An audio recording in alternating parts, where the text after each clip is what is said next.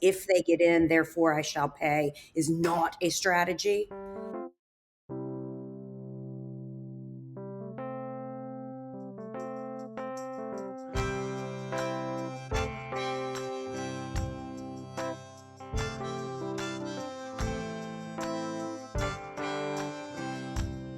Welcome to Talking About Kids.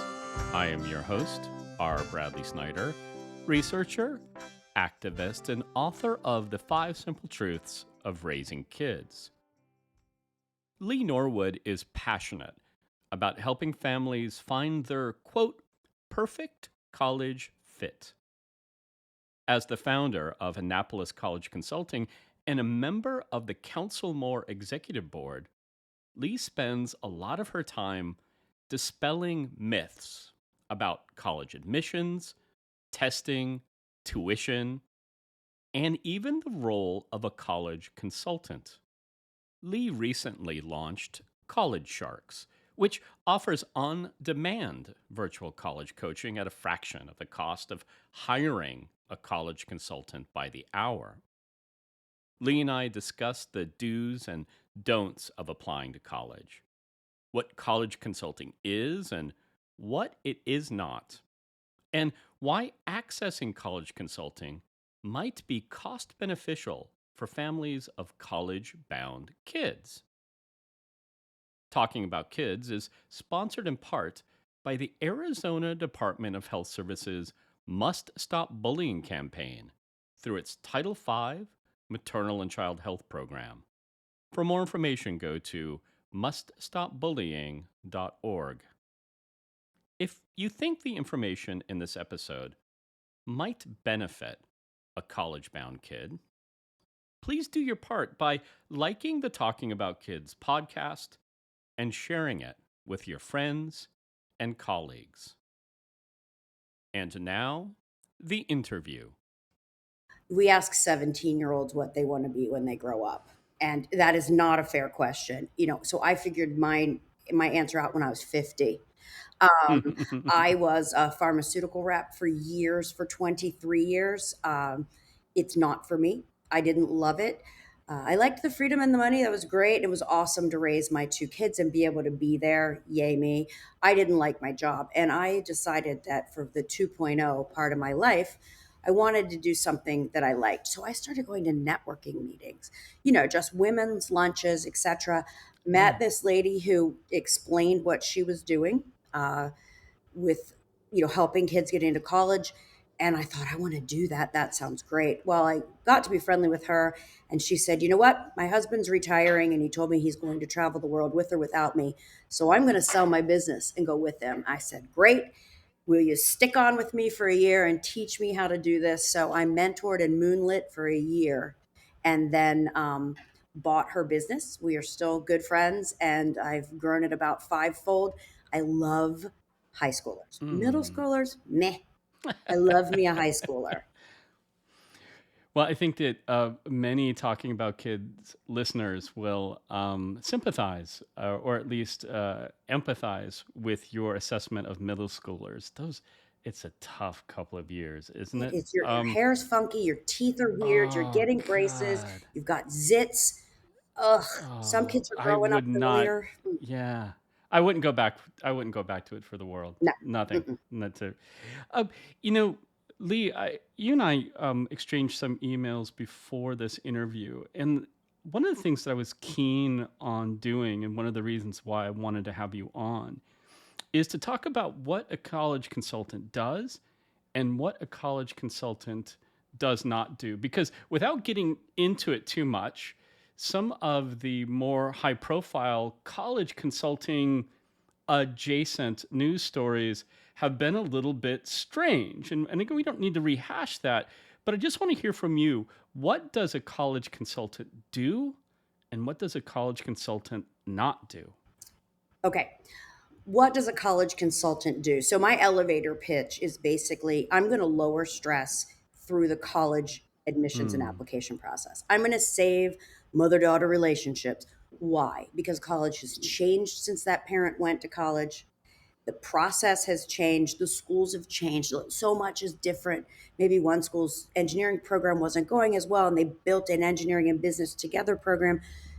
The layperson doesn't know that stuff. So Mm. helping families look outside the usual suspects of schools they know through movies or having gone or friends and say, hey, there's 3,000 out there.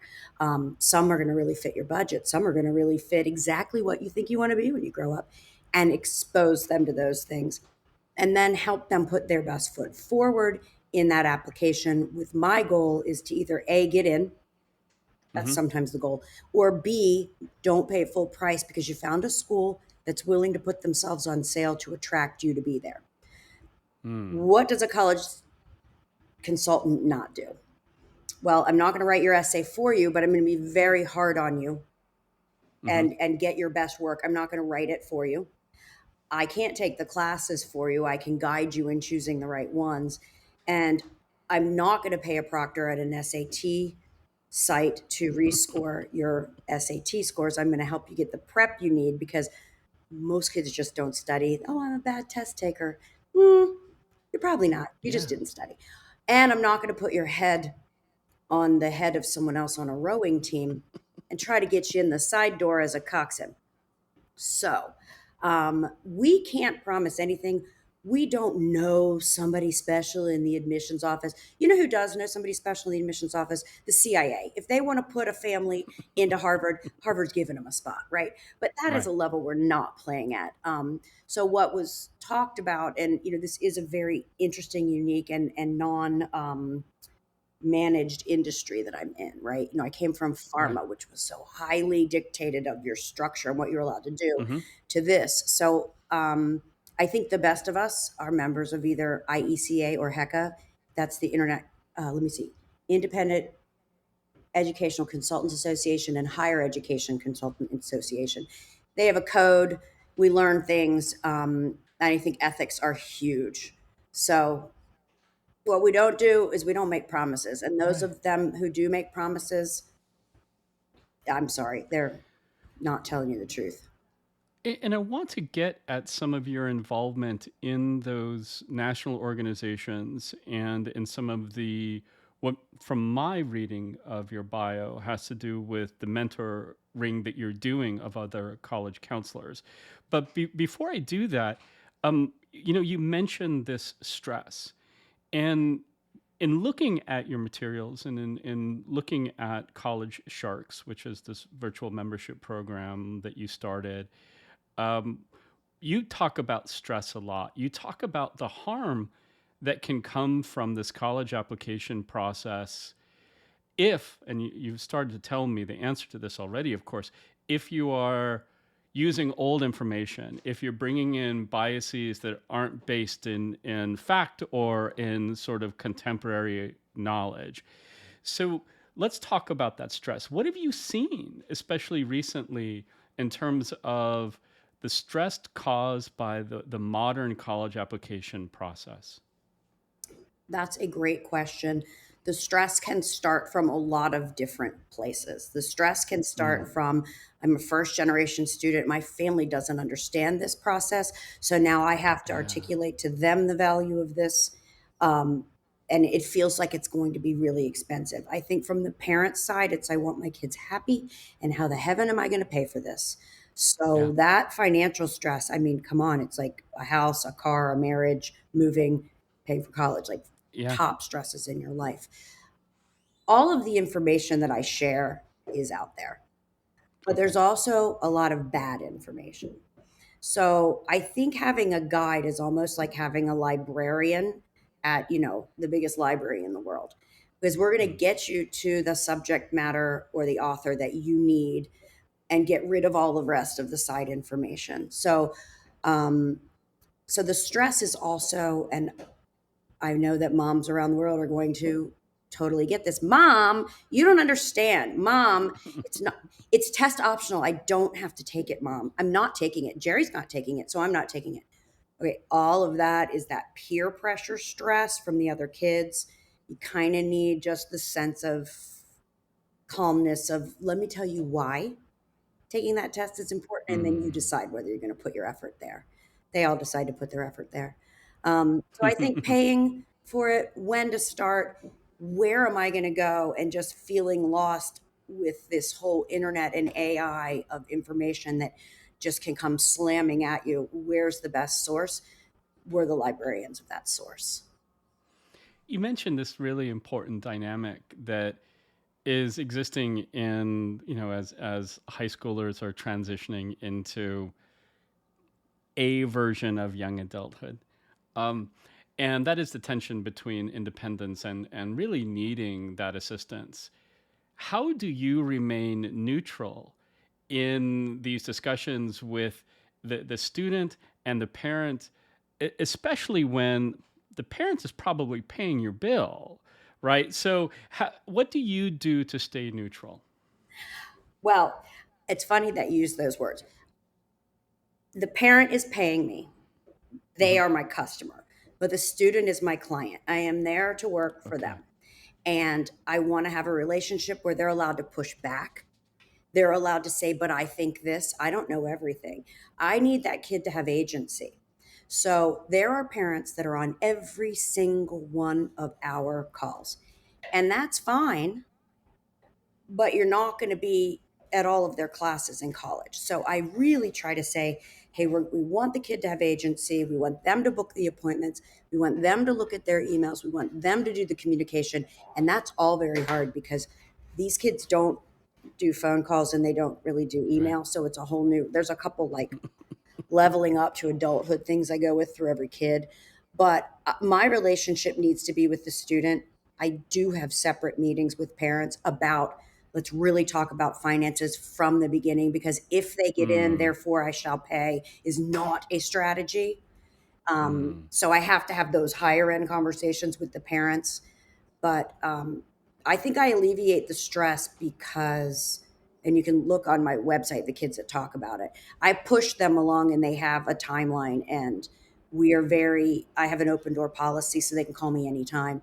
And I find that I would say probably about 50% of the kids I work with, I then continue to keep in touch with because we've just built this, she believed in me and therefore hmm. kind of relationship. So I love me a teenager, but I will tell you it's easier with the girls than the boys. Oh, that's interesting. Yeah, I mean, I think the developmental psychologists in the audience will know why that is. But, um, I think this is a perfect segue because you talk a lot in your materials about the perfect college fit. And this is really important to me because in my work, over the last too many decades of working with kids, I've talked to a lot of parents who really feel the need to push their student towards certain schools. And I have struggled so much, Lee, helping them to articulate why that is. They'll say, well, they have to go, and we'll use maybe the biggest one that I've heard is, well, I really want them to get into an Ivy, and I will always say, why? Why do you want them to get into an Ivy?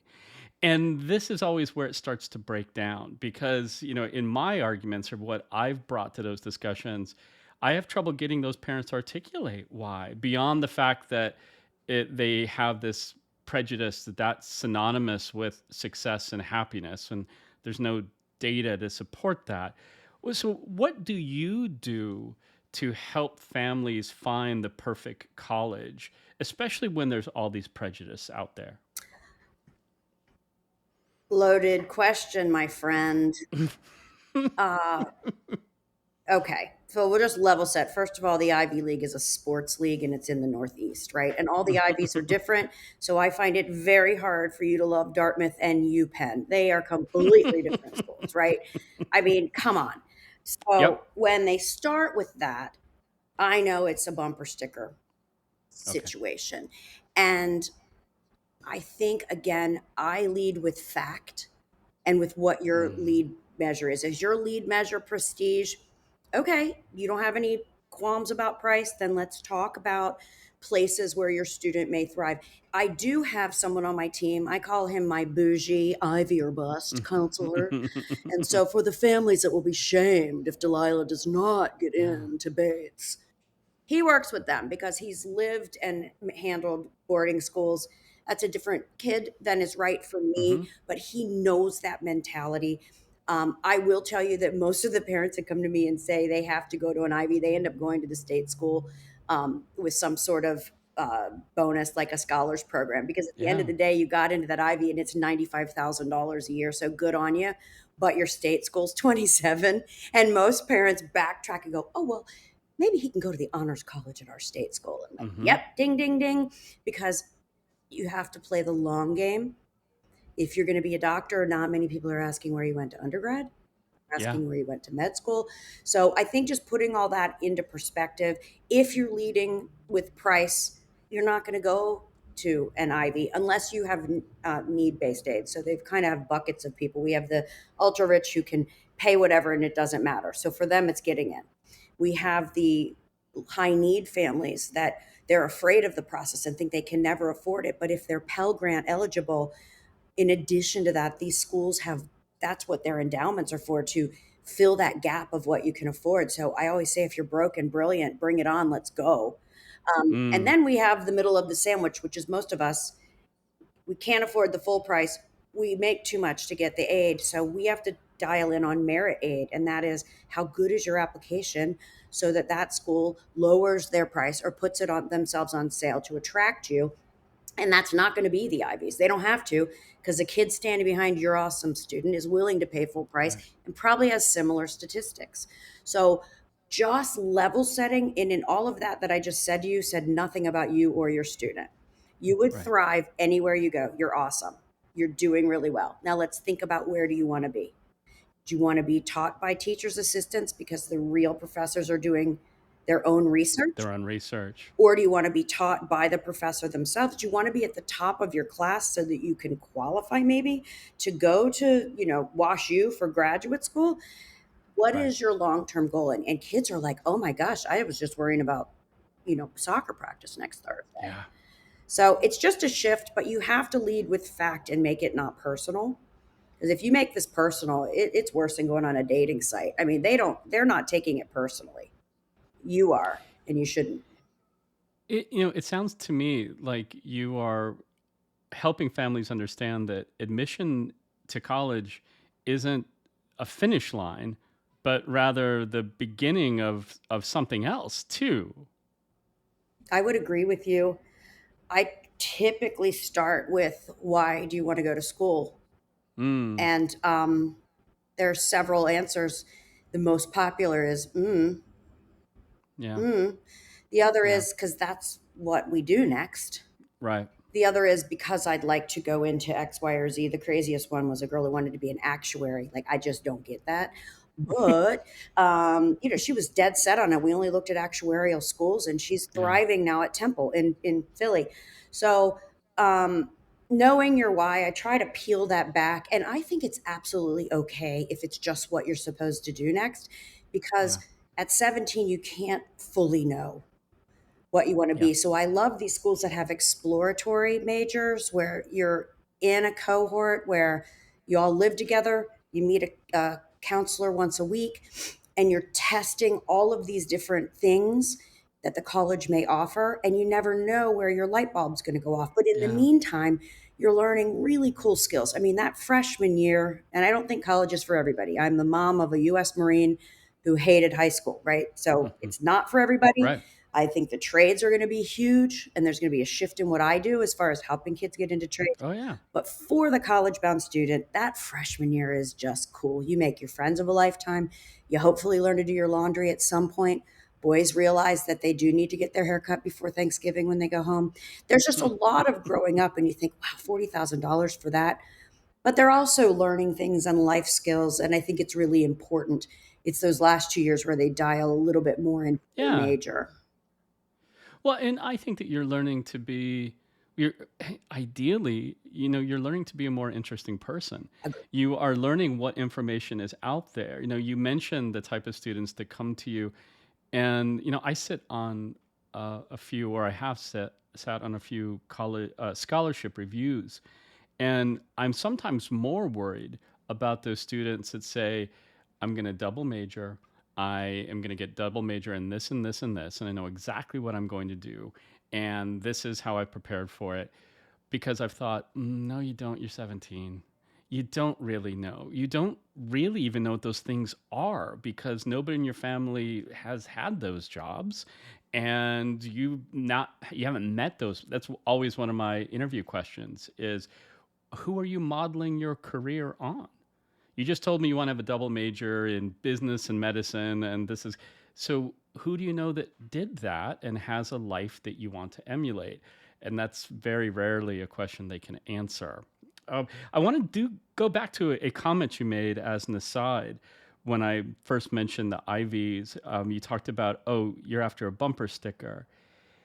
There is a difference between what the parent wants for themselves and what's best for their kid. That has to be a difficult discussion sometimes, Lee. Getting them to realize that they're thinking about their own ego and not necessarily their child's fulfillment. It is. And it's part of our onboarding process with our one-on-one kids is to give the parents kind of a set of standards for them to abide by. And the first one is this is not your college process. Mm. Because it's also changed a lot. You know, I say we, the collective, we, those of us in our 50s, we were kind of supposed to be these well rounded kids. Now they want these Mm-hmm. focused kids. Um, it's, it's a different process. Everything Yeah. has changed. Things, jobs that weren't even around, the internet wasn't around yet when I was Right. in college, right? So we have to think forward. We were supposed to have one, two, possibly three careers, one side of a resume. These kids are going to have 7 to 10 careers in their life, and we just Mm. know that. So, what skill sets should they hone in on and learn in college that will facilitate that? You know, we have all these different testing that we can do, a Berkman assessment, kind of like the Myers Briggs, things like that, that just Mm-hmm. talk about kids' natural tendencies and then Okay. what careers those may lead to, and then what majors help back up those careers. But that is going to, in 5 more years, that's going to be wrong. You know, everything's changed. So it ain't your mama's college process. It's really, really different. Another thing that you are kind of maybe known for saying in your materials is that discounts are everywhere. If that's true, why are so many people paying full price? What's the big barrier if there's these discounts everywhere? Okay, there are two things that you need to do in order to get those discounts off of tuition. One is have a rock solid application. And I can tell you the Mm. top 7 things colleges look for. We can link that in the show notes. You'll know the top 7 things, nail those. Now you're a vibrant candidate. Okay. The second thing is open your mind to other schools. I would say, you know, let's say the Ivies, Stanford, they're like Louis Vuitton. They don't go on sale. They don't have to go on Mm. sale. People are rocking them every day at full price. Right. But there's other schools that are great that I would say maybe like Coach. It's a Mm. brand that sometimes goes on sale and it's an awesome brand. So when you're looking for merit aid, it's all in the data. It's called the common data set. Everyone can access it. It will tell you what percent of students get merit aid and what the average of that merit aid is. So when you're looking at a public school, they don't have a whole lot of fluff. Right. They've got an in-state and an out-of-state price. They may have a few merit aid scholarships, not that robust. When you're looking at the private schools, they've escalated their room rate in order to drop it to make you feel special. So there's a lot more merit aid to get, and they're transparent Oh about wow. that. Parents just don't know where to look for it. So you're going to go to a school, let's say in North Carolina, you're out of state. NC State's probably not going to give you much money. Carolina's not going to give you much money. But Elon College or High Point, they Mm. might give you up to $25,000 off of what? My Mm-hmm. goal is to say if you hit head for that 40,000, Mm-hmm. that's kind of a fair 40 to 45,000 years, a fair place to think you're going to be. But think if you're starting at 85, that feels like a big discount.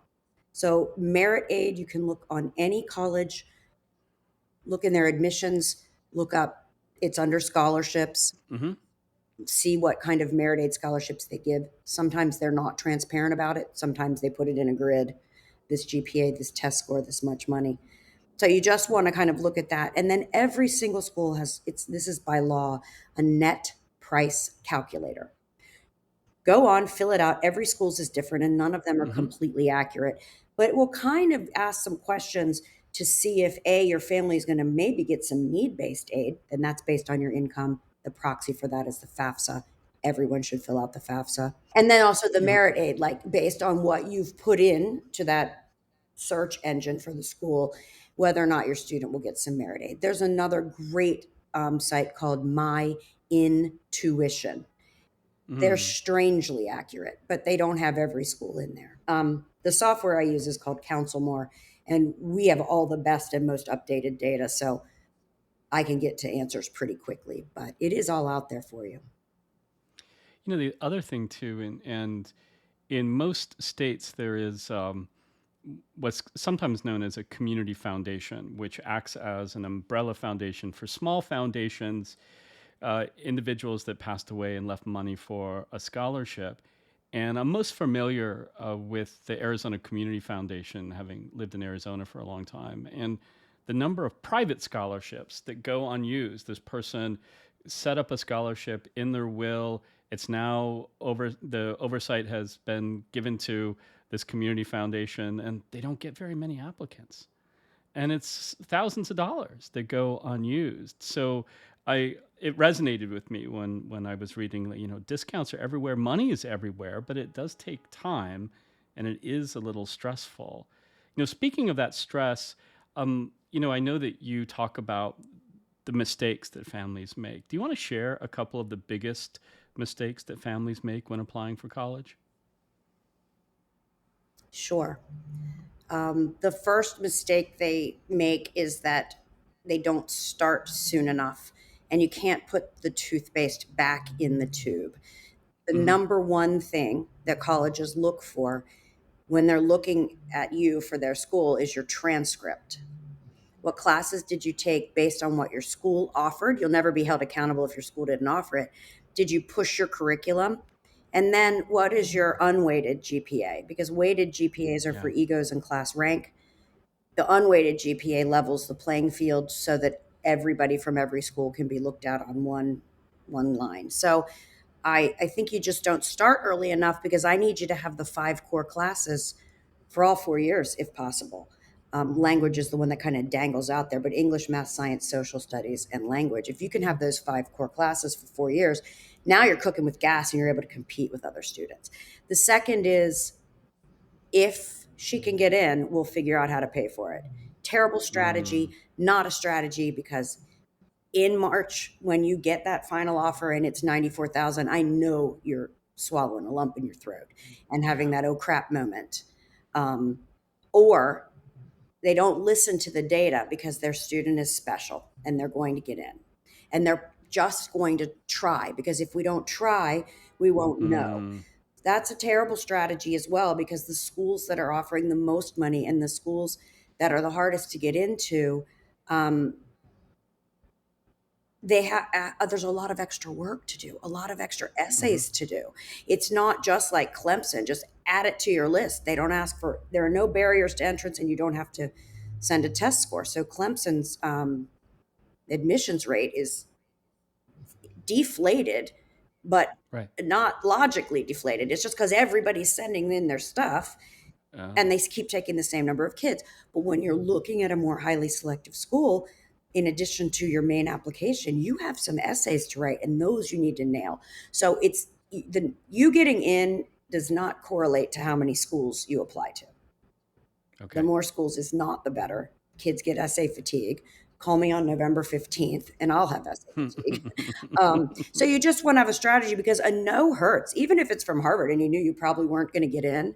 Right. Why did you do that? Getting that rejection just, did you really want to go to Harvard? Did you visit? Are they Right. your people? Yeah. Um, And and yeah. and you harbor that resentment for years. Um, And the fourth so thing, I no. just want to say the fourth thing is don't listen to other parents on the sidelines at the game because Oh. SAT scores go up by accident because they didn't remember. So all of a sudden, a kid's got a 1500 where they Yeah. had a 1220, and that's one student. You can't compare your student to another because you don't know what classes they took. You only know their GPA. You don't know what major they applied into. You just know they applied to that Yeah. school. You don't know if they can write an essay, and you're not really sure about their extracurriculars. So you're just going to tell me a test score and a GPA and then tell me it's not fair? Well, seek first to understand what that school is looking for. So those are my four things. That's fantastic. Yeah, there's been way too many of those discussions. I think every parent has that story of talking to a parent about, where you're sending your kids to college, and you leave that discussion feeling horrible, Horrible. just always feeling horrible. I left one of those discussions feeling horrible because the parent was distracting me from my attention to my kid. I was pushing a preschooler on a swing, and a parent said to me, "So where are you sending her to preschool? If she doesn't get in the right preschool, blah blah blah blah blah." And I was thinking, I don't want to talk to you about this because, first of all, it's wrong. And second of all, because I'm here with my kid. Like, I'm not like giving you my attention.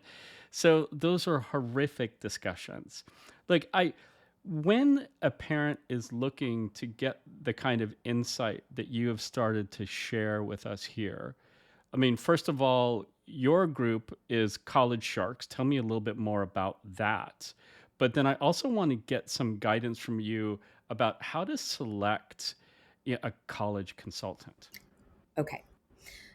As a one on one college consultant, there are a lot of us out there, and I want to help you figure out how to find the right person.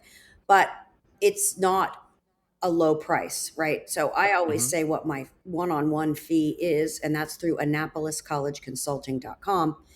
Um, and if I can't cover that with your merit aid, or if Mm-hmm. it's not a value of you to show yourself off the best you can to those highly selective schools, then I shouldn't be in business because I think it's very fair what we give to those families.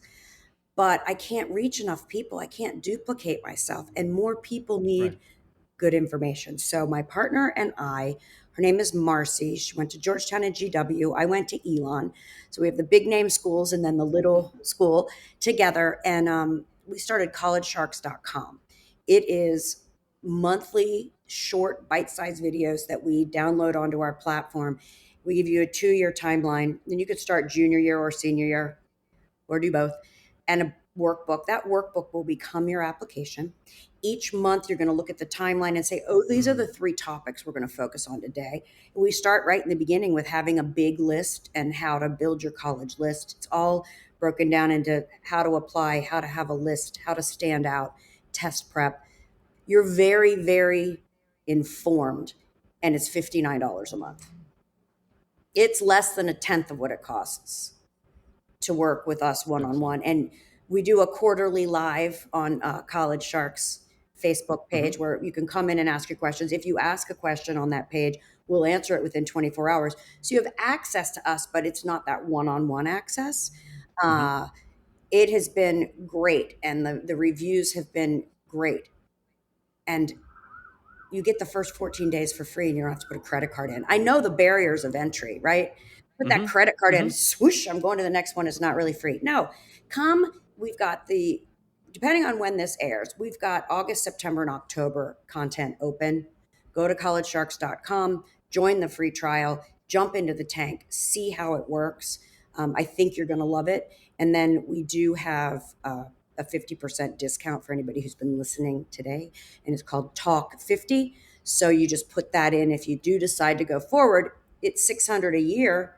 Now it's 300 a year, because Mm. this is the time we need you in the platform. You can always go back and watch stuff. You can always wait and go forward. But College Sharks this is very cliche. College Sharks will help every family take a bite out of college admissions. Well, I mean, I want to. I mean, I don't mean to shill for you or anything like that, but I want to go back to something you said, which is, you expect that the families that take advantage or that use your advice are going to more than save that fee, when it comes to accessing aid. and scholarships. So I think that is really important. I'm particularly interested in the amount of stress that this would save families, but I also the other thing that will reduce their stress is something you just said about how their monthly worksheets build an application. So for my educators out there, you're chunking the college application, which is a wonderful way to get this done and to also alleviate some stress. So I think that's very, very helpful. So, Lee, any other final advice for parents, educators, or people that work with kids? I want to thank you for having us on because I do think that our resource is great. And anyone who is working with teens, take that 14-day free trial and download the workbook. At least you have the workbook. It's going to be a Mm, great blueprint for the next 2 years. The second thing is, as a parent, you need to remember that your kids don't check email. That is the number one way to be successful in the college process because that's how they communicate. So, getting your kids to check email, maybe just I don't know. I give a lot of my parents advice. You were only allowed to talk about college on Wednesday nights from 6 to 7. So save all your stuff. And Wednesday nights from 6 to 7, we will talk about college. But like, lay off. Those kids have so much pressure coming at them. yeah, Please don't have them doing 20 things. If your yeah, kid doesn't like running, get them off the track team. That's not going to yeah, get them into school. So, really just kind of take the pressure down, meet them where they are, help them dive deeper into things that they are naturally yeah. interested in. It will come through. And follow us on social media. Worst case, I have a whole TikTok that's called I Heard That. A bunch of crap from parents on the sidelines. Yeah. So, I think find your right sources. We're happy to be that source for you. Lee, I want to thank you so much for everything you're doing to help families take the stress out of applying for college. And thank you for being a guest on Talking About Kids. I love to talk about kids. Thank you. That was Lee Norwood. Go to talkingaboutkids.com for more information about Lee, including a link to College Sharks, where, as you heard Lee mention, for a limited time, the code TALK50, that's one word, TALK50, gets you 50% off of a subscription. The Talking About Kids theme song is by the Senators. For more of their music, go to thesenatorsmusic.com. And remember, kids are young goats and young humans. And the difference is that young goats are easier to manage.